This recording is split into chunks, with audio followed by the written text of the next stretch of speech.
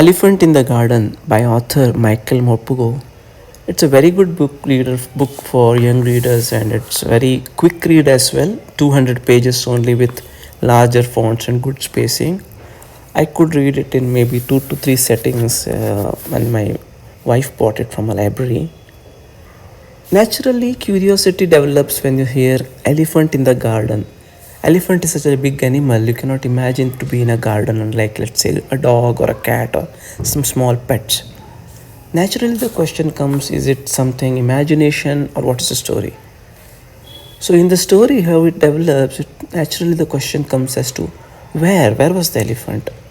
Was it in the US or in Germany? And later the story moves to Germany back in the days in 1945 when the World War II was happening.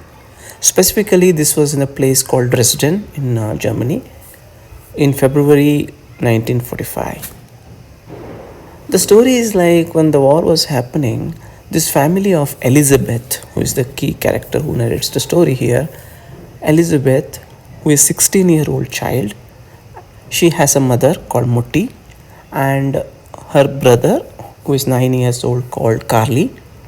They are all living in Dresden. Her father is a soldier and fighting somewhere in Russia with the Russians when German-Russia conflict during the World War II was happening. So they were living here, and her mother was working in the zoo nearby. Because all the men would be fighting in World War II, even the women had taken some of this work which otherwise they would normally not. And Mutti was the person who was taking care of this elephant called Marlene, who was only 4 years old.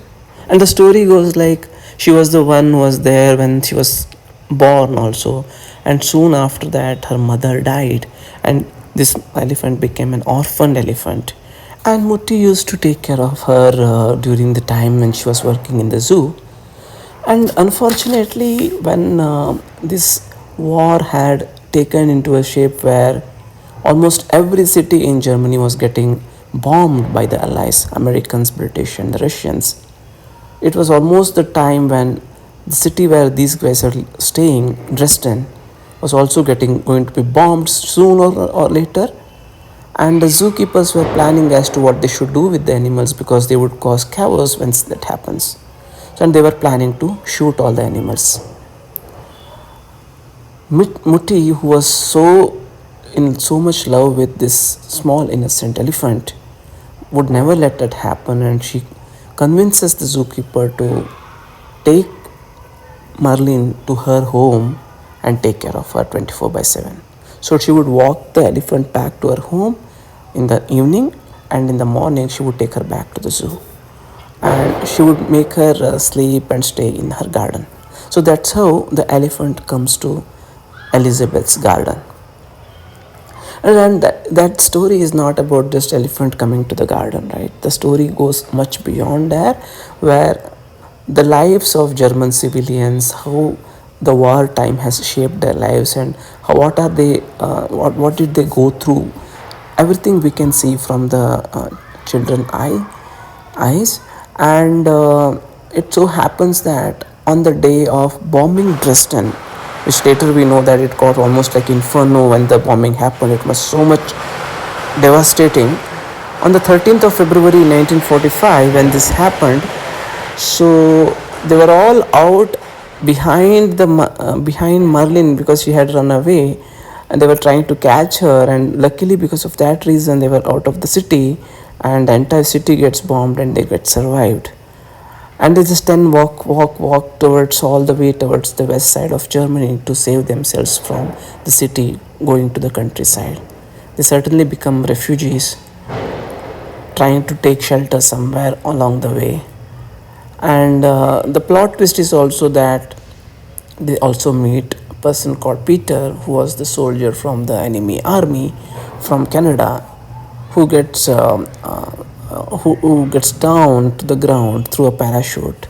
He was also part of the team who was actually bombing the city. Despite knowing all these things, which initially Mutti was so frustrated and decides almost to kill Peter, she comes to terms afterwards when he also helps her son Kali, who was sick because of the cold, um, you know, then realizes at emotional level that he is not a bad person and he also is just like them, and she tries to save him despite knowing that he is part of enemy group. She protects him from the German police who were looking for the person who got down through parachute, who was actually involved in bombing the city. She helps him, he helps them, and they become part of the family. Mutti, Peter, Carly, and Elizabeth, they all walk down through his compass, looking at how soon they can reach the west when American British soldiers they could find, because they would not want to be in the place where Russians would come in. The Red Army was always more troubling, is what they had heard. So they walk a lot, and it was a despair. They could not get a food. It was winter time, and it was very harsh. In all these struggles, one common theme which they survive with is this elephant Marlene, who was the constant companion, showing them the needed the kindness, the empathy, and some resilience in spite of so much difficulties. So not only it helps them go along the way and tries to rescue them towards where they wanted to be, it also becomes a nice companion along with all the refugees to talk about, tell the stories, and become more closer to them. So in all this, a lot of things we can learn where they finally survive the harshness. Peter reaches the American army and goes back to Canada. Elizabeth, Carly, and Mutti, they also get released after 6 months and come back to life after the World War II gets over. And it's all a happy path afterwards, right? And also they get married later, Peter and Elizabeth. But what we can see from all of this is, while we know the entire story of the World War II, at least if not the entire story, a little bit how the German civilians lived, what were the situations at particular time, at a point in time, through the eyes of children, we also learn a lot about, the aspects of empathy, aspects of resilience, the acts of kindness, acts of people coming together despite being some level they are enemies. Say for example, Elizabeth's mother and Peter, although they were initially so much frustrated, right, because Peter was part of the enemy which actually killed so many thousands of people and bombed the Dresden, their city. Despite Mutti helps him and he also helps her son, and they were like mother-son relationship. So at emotional level, at human connection level, it makes a lot of difference despite being enemy of some sorts in some other different ways. So that's one thing. And second thing is, we also see the life through children's eyes. And most importantly, I think the key thing here is we see nature, in this case animals, in this case specifically elephant, be so innocent, nice, calming, kind-hearted, empathetic, despite the situation being so worse. And how nice that could be compared to humans who can go ballistic and to whatever extent possible. Does it suggest that humans have so much to learn from the animals? Does it suggest that we can be so good or learn to be so good learning from animals? A very interesting story, and definitely something to take away for the young readers. I think world can be a better place with peace and kindness all around, and not having to undergo such a devastating nature anytime in the future.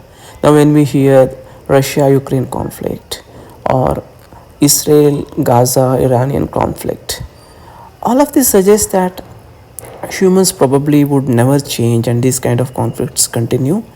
And definitely in times like this, it reminds that there are scope there are scope for there is scope for humans to get better learning from the nature and innocent animals like elephants.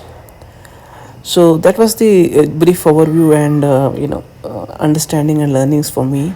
I hope that it's a very short read and can help people, be it kids or be it elderly, also very quick read and a nice perspective about all these things which I just spoke about. Thank you.